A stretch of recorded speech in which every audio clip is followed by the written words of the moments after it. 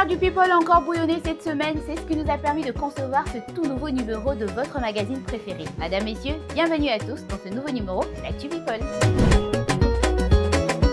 Recevoir un véhicule signifie-t-il réussir sa vie en RDC? Grosse question, alors que la polémique s'enflamme autour de la récession de Jeep chez certains membres de groupes de soutien aux léopards de la RDC.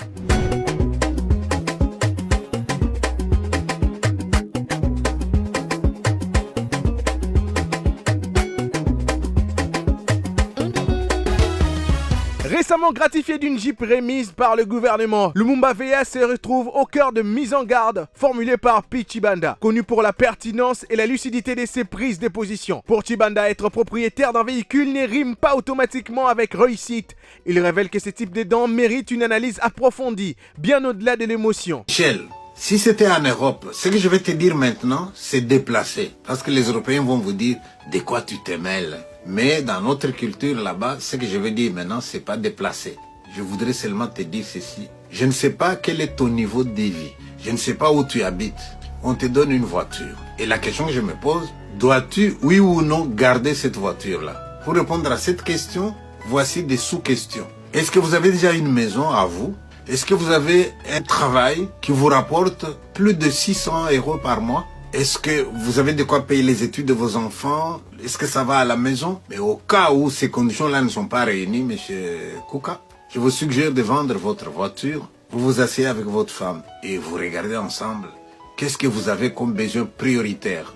Et vous utilisez cet argent de manière rationnelle. Vous pourriez même investir. Pourquoi je vous donne ces conseils? Parce que vous êtes dans une ville où les codes de la route n'est même pas respecté. La probabilité que quelqu'un vienne vous cogner dedans, je ne sais pas comment fonctionne l'assurance. Ou alors celui que vous cogne lui-même n'est même pas assuré.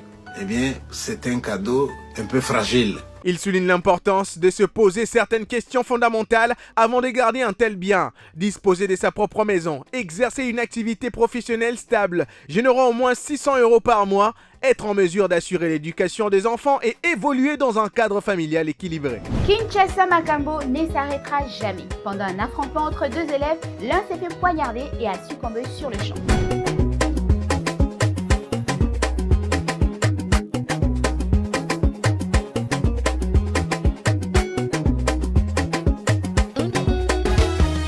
Un drame bouleversant s'est produit au collège Ange Raphaël, situé à Makanza Molar, dans la commune d'Ngiringiri.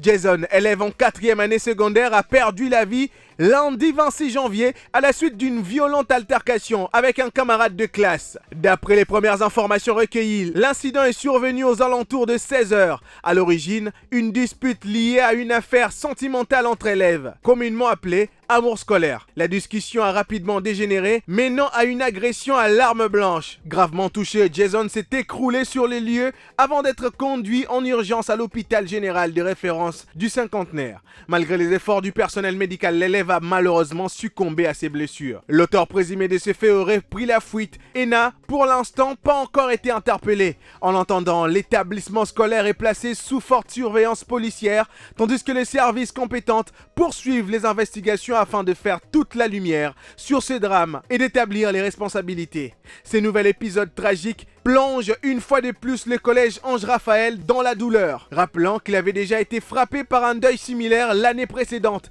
dans un contexte différent. Une situation alarmante qui relance les débats sur la sécurité et la gestion des conflits en milieu scolaire. Gauthier Sey à Fally Ipupa, les pics reprennent de plus belle.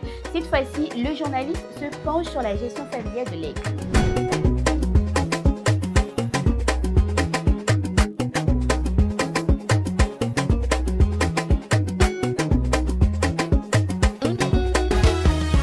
Le journaliste Gauthier Sey a une fois de plus fait parler de lui après des déclarations très critiques visant Fally Ipupa.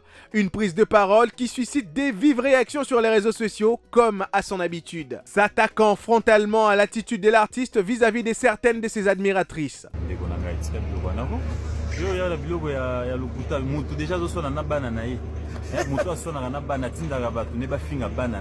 En fait, notre ami souffre d'un complexe. Moi, je l'ai toujours dit, un complexe de supériorité. Sur toute la ligne, il n'est pas à comparer avec Gims. Quelqu'un qui vous gagne par an 40 millions, est-ce qu'il peut vous dire son chiffre d'affaires?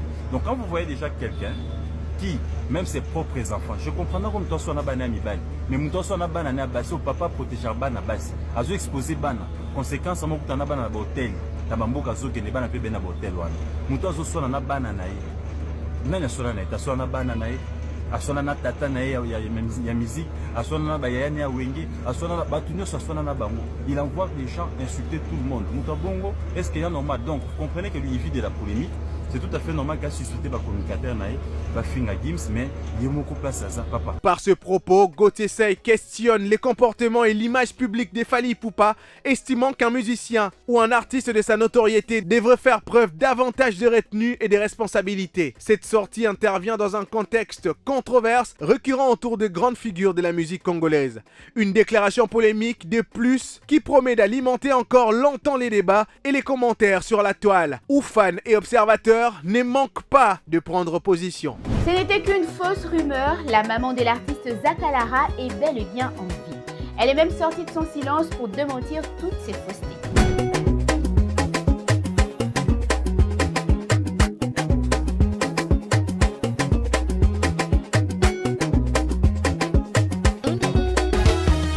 Après une vague de polémiques et des fausses informations annonçant sa mort sur les réseaux sociaux, la mère de l'artiste Zakalara a tenu à sortir de sa réserve afin de rétablir la vérité. Elle assure être en vie, contrairement à ce qui a été largement relayé en ligne. C'est à travers un live TikTok qu'elle a clarifié sa situation, visiblement en vie, expliquant que la personne décédée évoquée sur les réseaux sociaux n'était nullement elle. Des images et des informations erronées lui ont été attribuées, alimentant une confusion qui a rapidement pris de l'ampleur. Cette mise au point intervient dans un contexte particulier et sensible. Zakalara traverse actuellement en effet une période de profonde douleur, marquée par la perte récente de 2 de ses petits frères. Un climat de deuil qui a malheureusement favorisé la propagation des rumeurs infondées. Une situation qui relance une fois de plus le débat sur la responsabilité des internautes face à la diffusion d'informations non vérifiées, surtout lorsqu'elles touchent à des drames humains. Les artistes qui ont presté au récent jeu de la francophonie ont reçu leur paquet. Par contre, Mzee Kindingu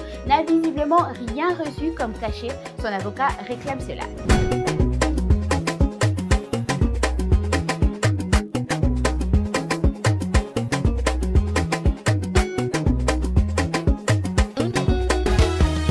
L'avocat de Mzee Kindingu est récemment sorti de sa réserve à travers un communiqué à caractère juridique réclamant la régularisation de la situation de son client engagé dans les activités liées à la francophonie depuis 2023. D'après les documents rendus publics, Mzee Kindingu aurait travaillé en qualité de marketeur lors de ces événements dans le cadre d'un accord verbal. Cette collaboration, affirme l'avocat, serait appuyée par des éléments de preuve concrets, bien qu'aucune formalisation financière n'ait encore été effectuée à ce jour. Par ailleurs, Ferregola aurait touché un cachet estimé à 50 000 $ américains pour sa participation, selon les informations précisées par les conseils organisateurs des Jeux de la francophonie. Au regard de l'implication de son client, l'avocat considère que Mzee Kindingu devrait percevoir une somme d'au moins 15 000 $ proportionnelle à sa contribution. Une sortie qui relance les débats autour de la reconnaissance et de la rémunération des collaborateurs impliqués dans les grands événements culturels. C'en est fini de ce numéro d'Actu People. Le rendez-vous c'est prêt pour très prochainement. Portez-vous bien. Bye bye.